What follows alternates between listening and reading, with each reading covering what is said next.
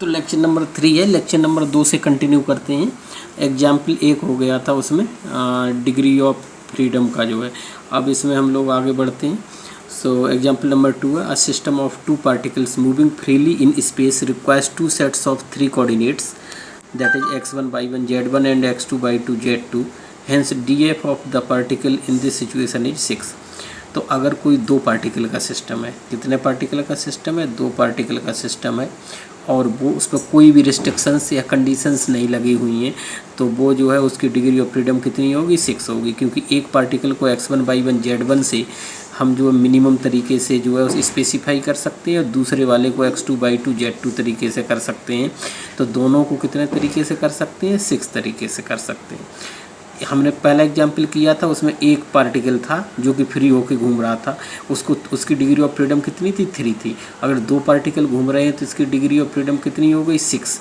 6 का मतलब 3 multiplied by 2। अगर हमारे पास इसी तरीके से n पार्टिकल हैं, if a system consisting of n particles moving freely in space, we need 3n independent coordinates to describe its position, hence degree of freedom of the particle in this situation is 3n। तो अगर हमारे पास कितने particle हैं? n particle हैं, तो इसकी degree of freedom कितनी होगी? 3n हो जाएगी। तो अगर कंडीशन नहीं लगी है पार्टिकल पे कोई, तो उसकी डिग्री ऑफ फ्रीडम क्या होती है? एक पार्टिकल है तो 3, अगर दो पार्टिकल हैं तो 6, और अगर n पार्टिकल हैं तो 3n। ठीक है, 3 से मल्टीप्लाई हो जाता है जितने पार्टिकल होते हैं। एक पार्टिकल 3 × 1 = 3। ठीक है, ये तब है जब कोई कंडीशन नहीं लगी है। अब जब कंडीशन लगती है तब क्या होता है ये देखेंगे। तो ये अगली चीज़ जो है वो कांस्टेंट्स है। कांस्टेंट्स का हिंदी में कहते हैं शर्त या बाधा। अब आपने कंडीशन लगा दी कोई, अब कंडीशन जब लगा देंगे तब डिग्री ऑफ फ्रीडम क्या होती है? वो कम हो जाती है। So the conditions imposed on the motion of a particle are called constants, है ना। ये कांस्टेंट नहीं है, ये कांस्टेंट्स होते हैं। These constants limit the motion of any particle. तो ये कांस्टेंट क्या करते हैं? ये कांस्टेंट जो है किसी भी पार्टिकल के मोशन को लिमिट कर देते हैं। लिमिट का मतलब पहले फ्रीली चल रहा है उससे कम कर देते हैं। The particle can not move arbitrary, अपनी इच्छा से पार्टिकल मूव नहीं कर सकता है। जैसे हम एग्जाम्पल में दिखा रहे हैं, if we limit the particle like the particle can move only in 2 direction. If we limit the particle like the particle can move in only 2 direction. इसका मतलब है कि जैसे ये है पार्टिकल, ये particle x y z 3 direction में चल रहा है। अगर हम इसको लिमिट कर देंगे तो ये क्या चलेगा? 2 डायरेक्शन में आ जाएगा, क्योंकि हम इसको कुछ न कुछ लिमिट कर देंगे कि ये अब जो है इस पर कंडीशन कुछ न कुछ लगा देंगे कि ये इसकी डिस्टेंस फिक्स कर दिए या कुछ भी कर दिए। So if we limit the particle like the particle, ये जैसे पार्टिकल दिखाया गया है, can move only in 2 direction, तो या तो x y में जाएगा, ठीक है, या y z में जाएगा, या z x में जाएगा। तो ये अगर हम इस पर लिमिट लगा देते हैं तो ये एक डायरेक्शन में, किसी जैसे z डायरेक्शन में नहीं जा रहा है, तो x y में जाएगा। तो इसकी डिग्री ऑफ फ्रीडम कितनी हो जाएगी? 2 हो जाएगी, राइट। अब वर्ड इन ए केज, अगर मतलब जैसे पक्षी जो है कोई उड़ रहा है हवा में, जब पक्षी हवा में उड़ रहा है तो वो क्या है? उसकी डिग्री ऑफ फ्रीडम 3 है। लेकिन अगर वो हवा में नहीं उड़ रहा है, अगर वो पिंजरे के अंदर है, a word in A cage का मतलब है पिंजरे के अंदर चिड़िया है, तो वो उस पर क्या हो गई कंडीशन? किस किस डायरेक्शन में वो मूव कर सकती है। अब आप देख लीजिए वो किस डायरेक्शन में मूव कर सकती है। x डायरेक्शन में मूव कर सकती है, y डायरेक्शन में मूव कर सकती है, क्योंकि पिंजरा अगर इस तरीके से है तो ये ऐसे जा सकती है या फिर ऐसे जा सकती है। 2 ही डायरेक्शन हुई, तो इसका मतलब क्या हुआ? उसकी डिग्री ऑफ फ्रीडम कितनी होगी? 2 होगी पक्षी की। तो ये मतलब जब हम कांस्टेंट लगा देते हैं तो डिग्री जो ऑफ फ्रीडम है वो क्या होती है? कम हो जाती है। The rigid body, the distance between any 2 points will remain constant during motion. तो रिजिड बॉडी है, उसमें हमने कंडीशन लगाई, the distance between any 2 points will remain constant during motion. तो डिस्टेंस 2 पॉइंट की जो है वो फिक्स रहती है रिजिड बॉडी में, तो हमने ये कंडीशन लगा दी।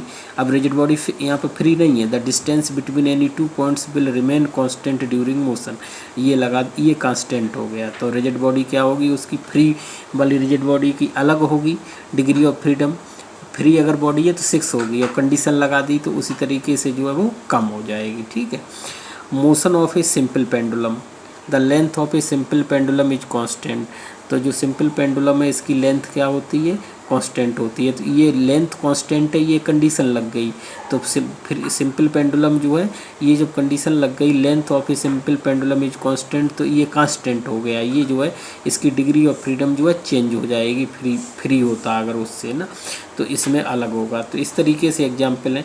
गैस मॉलिक्यूल से नहीं, स्फेरिकल सिलेंडर, कोई स्फेरिकल सिलेंडर है तो उसमें गैस मॉलिक्यूल, तो ये कंडीशन होगी -r से r माइनस बाई जो है इतने से इतने जा सकता है, x बाई इतना और z इतना। ठीक है, ये कुछ एग्जाम्पल ऐसे हैं जहाँ पर जो है हम पार्टिकल पे क्या करते हैं, कंडीशन लगी होती है, ऑलरेडी कंडीशन लगी होती है इसमें। तो इसकी डिग्री ऑफ फ्रीडम जो होती है वो कांस्टेंट के साथ निकाली जाती है, फ्री वाली नहीं निकाली जाती है। Motion of a bead of abacus, तो जो है मोशन ऑफ ए बीड, कोई जो है लड़ी है उसकी जो है मोशन ऑफ ए बीड, उस लड़ी का जो मोशन है ऑफ अवेकस, अवेकस जो है कि बीड का जो है मोशन किस तरीके से मूव करेगा, तो उसमें क्या होगा, फिक्स होगा ना कि किस तरीके से करे। कोई एक चीज़ फिक्स कर दिए, एक माला में एक वो जो है पॉइंट फिक्स कर दिया, तो वो क्या हो गया, कांस्टेंट हो गया। तो ये एग्जाम्पल कांस्टेंट्स के हैं, जो कि आप जो है ये कांस्टेंट्स के एग्जाम्पल है। कांस्टेंट किसे कहते हैं, तो जो मोशन है उस पर जो कंडीशन लगाते हैं उन्हें कांस्टेंट कहते हैं। इनका डिग्री ऑफ फ्रीडम में बहुत रोल होता है। अब हम आगे बढ़ते हैं। ये कांस्टेंट दो तरीके के होते हैं, ठीक है। टाइप्स ऑफ कांस्टेंट दो तरीके के होंगे। ये एक होलोनोमिक कांस्टेंट्स होते हैं, ठीक है ना, और दूसरा होता है नॉन होलोनोमिक कांस्टेंट। तो होलोनोमिक कांस्टेंट क्या होते हैं, अगर किसी पार्टिकल की इक्वेशन को हम इक्वेशन के रूप में लिख सकें तो उसको हम कहते हैं होलोनोमिक कांस्टेंट्स, ठीक, constants. In holonomic constants its expression contains a sign of equality, यानी इक्वेशन के रूप में आएगा, इक्वलिटी साइन आएगा तो उसको हम कहेंगे होलोनोमिक कांस्टेंट।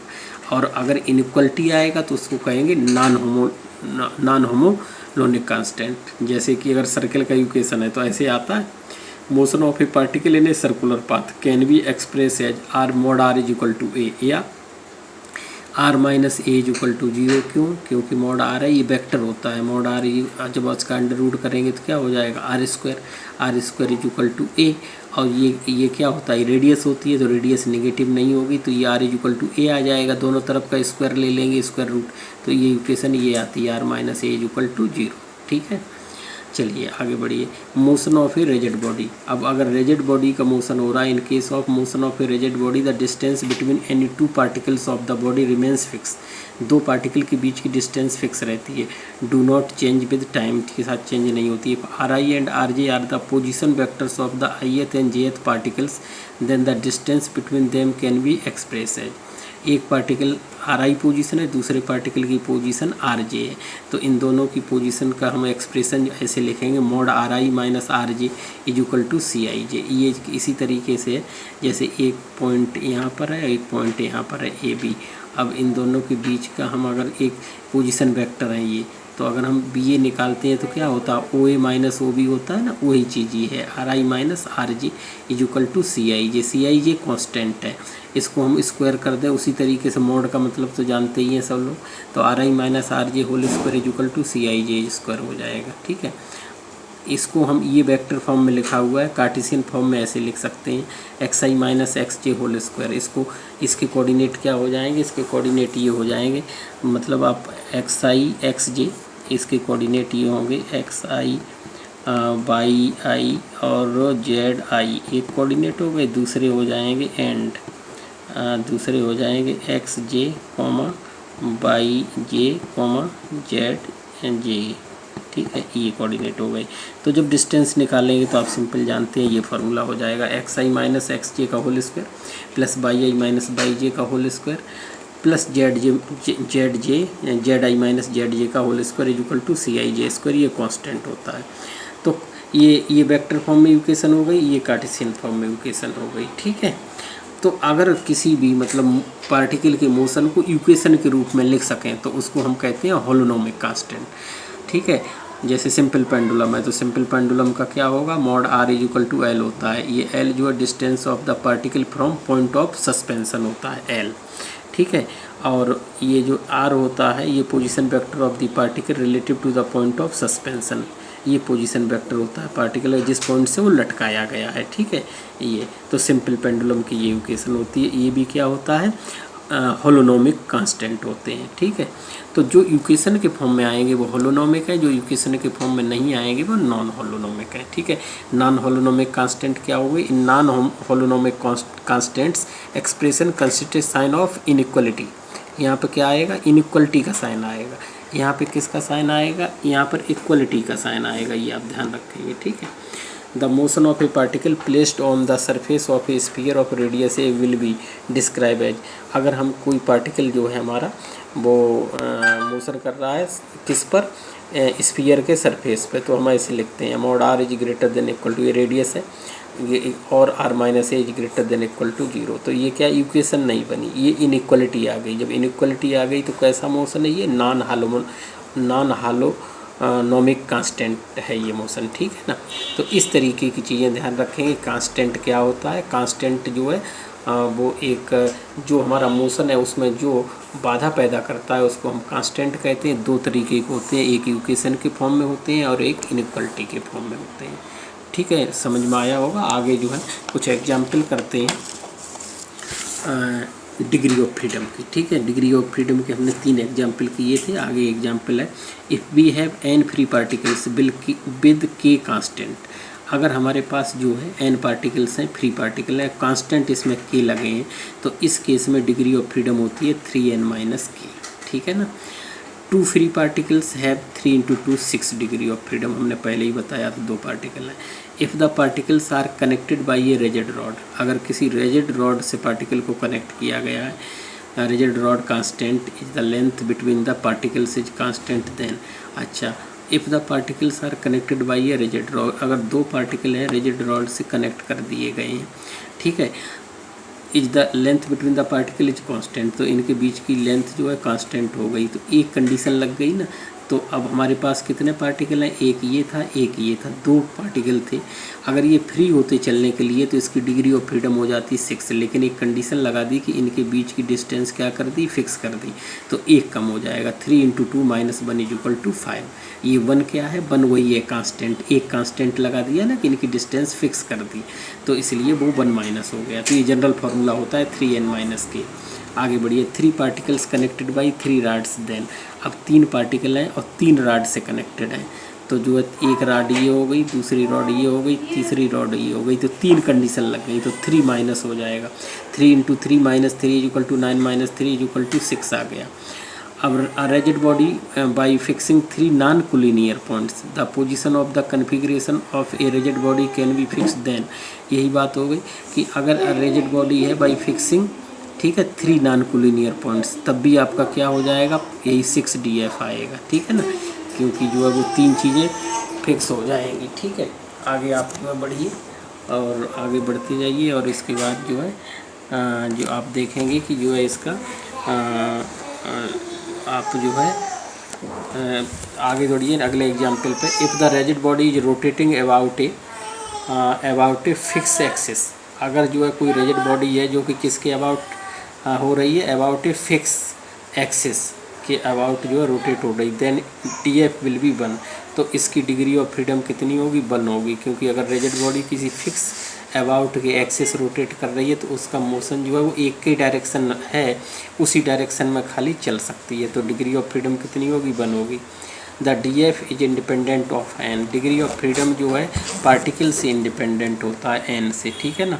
n कितना है, इससे इंडिपेंडेंट होगा, तो डिग्री ऑफ फ्रीडम n से इंडिपेंडेंट होता है। अगला, if a particle is constant to move on a plane then its df will be, अगर कोई पार्टिकल जो है कांस्टेंट कर दिया जाए, कैसे, to move on a plane, किसी प्लेन पे चलने के लिए रिस्ट्रिक्ट कर दिया जाए, तो उसकी डिग्री ऑफ फ्रीडम कितनी होगी, 2 होगी, क्योंकि एक पार्टिकल है, 3 × 1 - 1, एक कंडीशन लगा गई, खाली प्लेन पे चल सकता है, तो प्लेन पे चल सकता है तो इसका मतलब x डायरेक्शन में जा सकता है, y में भी जा सकता है, प्लेन पे जा रहा है ना, तो इसलिए उसकी डिग्री ऑफ फ्रीडम कितनी हो जाएगी, 2 हो जाएगी। निकालने का तरीका यही होता है कि एक कांस्टेंट लगा है और एक पार्टिकल है, तो 3 × 1 - 1 = 2, राइट।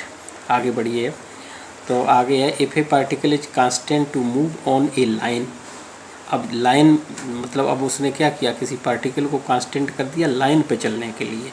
लाइन पे चलने का मतलब है केवल एक डायरेक्शन में चलने के लिए कर दिया।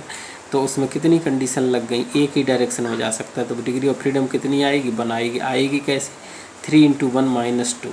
3 × 1 का मतलब आप समझ रहे हैं, एक पार्टिकल है और उस पर मतलब जो है 2 कांस्टेंट लगा दिए। क्यों, क्योंकि उसको जो है हमने ये कह दिया कि एक लाइन में चलेगा, इसका मतलब है हमने 2 डायरेक्शन में चलने से उसे मना कर दिया। तो इसकी डिग्री ऑफ फ्रीडम कितनी हो जाएगी, 1 हो जाएगी। Degree of freedom of a simple pendulum, ठीक है ना, degree of freedom of a simple pendulum, ठीक है। हियर अगर सिंपल पेंडुलम है कोई, उसकी डिग्री ऑफ फ्रीडम कितनी होगी, ठीक है। तो यहाँ पर एक सिंपल पेंडुलम है तो n1 हो गया, k = 2 हो गया। k = 2 क्यों हो गया, क्योंकि उसमें जो एक तो लेंथ फिक्स हो गई है और उसकी जो डिस्टेंस होगी बॉब की वो फिक्स हो गई। तो इसलिए कांस्टेंट कितने लग गए, 2 लग गए। तो डिग्री ऑफ फ्रीडम कितनी आएगी, 1 आएगी। क्योंकि सिंपल पेंडुलम वैसे भी सिंपल पेंडुलम होता है, उसको एक ही थीटा से हम जो है स्पेसिफाई कर सकते हैं। तो इसलिए उसमें केवल एक ही चीज़ की ज़रूरत होती है। तो डिग्री ऑफ फ्रीडम का मतलब डेफिनेशन आप समझ रहे हैं, जितने मिनिमम रिक्वायरमेंट होती है, मिनिमम आर्बिट्रेरी चीज़ों की रिक्वायरमेंट होती है, इसको डिग्री ऑफ फ्रीडम कहते हैं। तो that if a simple pendulum अगर दिया है तो degree of freedom of a simple pendulum क्या होगी, 1 हो जाएगी, right. Degree of freedom double pendulum, अगर 2 पेंडुलम है तो n = 2 हो जाएगा। अब डबल पेंडुलम है तो इस तरीके की कुछ पोजीशन बनेगी, 2 पेंडुलम है ना, हाँ। तो n = 2 और k = 4, क्योंकि k = 2 होता है सिंगल पेंडुलम में, डबल होगा तो उसका 2 गुना हो जाएगा, k = 4 हो जाएगा। तो डिग्री ऑफ फ्रीडम कितनी आ जाएगी, 2 आ जाएगी। 3 × 2 - 4 = 2 will be it's DF, right. तो ये सिंपल फार्मूले हैं जो आप जो है ये एग्जाम्पल एक बार कर लेंगे तो आपको फिर जो है सब चीज़ें क्लियर भी हो जाएंगी। Motion of a cow tied with a rope, कोई गाय है जो रस्सी से बंधी हुई है तो उसका मोशन, उसकी डिग्री ऑफ फ्रीडम कितनी होगी। अब जब गाय रस्सी से बंधी हुई है तो क्या है, उसको खाली जो है जा रही है, तो जा रही है जब गाय तो एक ही कोऑर्डिनेट उसको स्पेसिफाई कर देगा। इसका मोशन कैसा होगा, सर्कुलर मोशन होगा। अब सर्कुलर मोशन होगा तो सर्कुलर मोशन के लिए केवल थीटा जो है एंगल ही जो है जनरलाइज कोऑर्डिनेट है इसका, तो केवल 1 डिग्री ऑफ फ्रीडम होगी। Motion of a cow tied with a rope, ठीक है, then DF in this situation will be 1, हमने बता दिया थीटा से ही डिनोट हो जाएगा। Rigid body has 6 degree of freedom, कोई रेजिड बॉडी है तो इन जनरल इसकी डिग्री ऑफ फ्रीडम कितनी होती है, 6, X Y Z alpha beta gamma, ठीक। If a point is fixed on a rigid body, अगर रेजिड बॉडी पे कोई पॉइंट फिक्स कर देते हैं तो डिग्री ऑफ फ्रीडम 3 हो जाती, 3 माइनस हो जाएगा, ठीक है। If any of axes of a rigid body is fix, अगर कोई एक्सेस को रेजिड बॉडी की फिक्स कर दिए then it has 1 degree of freedom, तो इसकी डिग्री ऑफ फ्रीडम क्या होगी, केवल जब एक्सेस फिक्स कर दिया तो एक्सेस फिक्स करोगे तो वो एक के डायरेक्शन में चल पाएगा, तो इसकी डिग्री ऑफ फ्रीडम कितनी हो जाएगी, 1 हो जाएगी। इस तरीके से आप जो है इसकी डिग्री ऑफ फ्रीडम के आप एग्जाम्पल कर सकते हैं। जो हमने काफ़ी एग्जाम्पल कलेक्ट किए हुए हैं, आप इनको करिए और करने के बाद जो है आपको जो है आगे की चीज़ें जो है बहुत आसान हो जाएंगी। नेक्स्ट हम लोग करते हैं जनरलाइज्ड कोऑर्डिनेट्स जो डिफ़ाइन कर रहे हैं।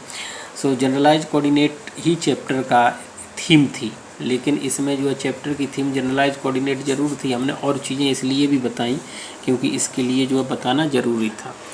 तो we will explain this concept by an example. अब है ये सब चीज़ें एक दूसरे से रिलेटेड। जनरलाइज्ड कोऑर्डिनेट क्या है, डिग्री ऑफ फ्रीडम क्या है, वही सेम टू सेम चीज़ समझिए, वो एक दूसरे से रिलेटेड है। जैसे हम एग्जाम्पल से लेंगे, हम कोई सर्कुलर मोशन ले रहे हैं, सर्कुलर मोशन है किसी पार्टिकल का, तो ये पार्टिकल कहाँ पर है इसकी पोजीशन बतानी है। तो हम थीटा, अगर हमें एंगल पता चल जाए यहाँ पर है या यहाँ पर है या यहाँ पर है, यहाँ कहीं भी है पार्टिकल, थीटा से पता चल जाएगा। तो केवल थीटा जो है जनरलाइज कोऑर्डिनेट है इस सिचुएशन में। तो थीटा अगर पता हो तो हम बता सकते हैं, या हमें एक्स वाई पता हो। तो एक्स वाई पता है तो एक्स वाई 2 है और थीटा केवल 1 है। एक्स वाई क्या है, कार्टेशियन कोऑर्डिनेट है, थीटा क्या है, पोलर कोऑर्डिनेट है। तो ये 2 की ज़रूरत है। एक्स पोजीशन क्या पी जानने के लिए जो है एक्स वाई चाहिए, या हम थीटा पता हो तब भी बता देंगे एंगल से कि पार्टिकल हमारा कहाँ पर है। तो थीटा कम है ना, एक ही से पता चल जा रहा है, तो थीटा क्या हो गया इसका जनरलाइज कोऑर्डिनेट हो गया, और एक्स वाई क्या हो गए इसके कन्वेंशनल कोऑर्डिनेट हो गए। तो ये चीज़ ही इस एग्जाम्पल में बताई गई है। We will explain this concept by an example. Consider a particle constant to move in a circle. ये जो है ये कंडीशन लगा दी कि सब पार्टिकल सर्कल पर मूव करने के लिए बाध्य है, ये बाधा लगा दी गई। कांस्टेंट का मतलब बाधा। Here theta is generalized coordinate. To tell where is particle P, it is sufficient to tell theta. So theta is the minimum information by which we can tell the position of a particle. Here in Cartesian coordinates P, X, Y. ठीक है, to tell the position of P, we are required to tell X and Y. While in polar coordinates we need to tell only theta. तो केवल theta पता चल जाए, polar coordinate से काम चल जाएगा। कार्टेशियन से एक्स वाई हमें पता होना चाहिए तब काम चलेगा। तो बढ़िया चीज़ क्या है, थीटा बता दीजिए आप for position of the particle. Here and theta is the generalized coordinate. Thus the minimum number of coordinates required to explain the state of a system completely are called generalized coordinate. तो जो जैसे यहाँ पे दो चीज़ें x Y के लिए दो चीज़ें चाहिए और थीटा के लिए केवल एक चीज़ चाहिए, तो जो कम होता है उसी को हम जनरलाइज कोऑर्डिनेट कहते हैं। रिमार्क्स, जनरलाइज कोऑर्डिनेट्स में be length, magnetic field, Fourier coefficients और anything else. Generalise coordinates are not necessarily have the dimension of length. अब जनरलाइज कोऑर्डिनेट की कोई भी डायमेंशन हो सकती है। जनरलाइज कोऑर्डिनेट में मतलब लेंथ भी हो सकती है, ज़रूरी नहीं लेंथ ही होगी, और चीज़ें मैग्नेटिक फील्ड वगैरह हो सकते हैं। इसको कैसे रिप्रेजेंट करते हैं देख लीजिए। For a system of n particles if x i y i z i are the Cartesian coordinate of the ith particle, then these coordinates in terms of the generalized coordinates qk can be expressed। ऐसे लिख सकते हैं xi equal to xi q1 q2 q3 qk dot dot dot qn t को हटा भी सकते हैं। yi equal to yi q1 q2 q3 qk dot dot dot qn t। zi equal to zi q1 q2 q3 qk qn t। और in general the vector position vector ri xi yi zi of the ith particle is ri equal to ri q1 q2 q3 qk qn t। ऐसे भी लिख सकते हैं general form में। ये जो है हमारा वेक्टर फॉर्म हो गया, तो यहाँ से t हटा भी सकते हैं। तो ये जो है जनरलाइज कोऑर्डिनेट के बारे में हो गया, डिग्री ऑफ फ्रीडम के बारे में हो गया। ये चीज़ें जो हैं आगे की थ्योरी के लिए बहुत ज़रूरी है। डिग्री ऑफ फ्रीडम से हर एग्ज़ाम में या जनरलाइज कोऑर्डिनेट से हर एग्ज़ाम में जो है क्वेश्चंस आते ही आते हैं। तो हम इस तरीके से चीज़ों को डिनोट कर देंगे। पोजीशन को कैसे डिनोट करेंगे मैंने आपको सब चीज़ें बताने की कोशिश करी। अब यहाँ तक हमारा जो है बेसिक सारी चीज़ें हो गई हैं। आगे हम जो करेंगे वो लैग्रेंजियन फॉर्मूलेशन करेंगे, तो उसके लिए अगला वीडियो आप देखिएगा। Okay, thank you.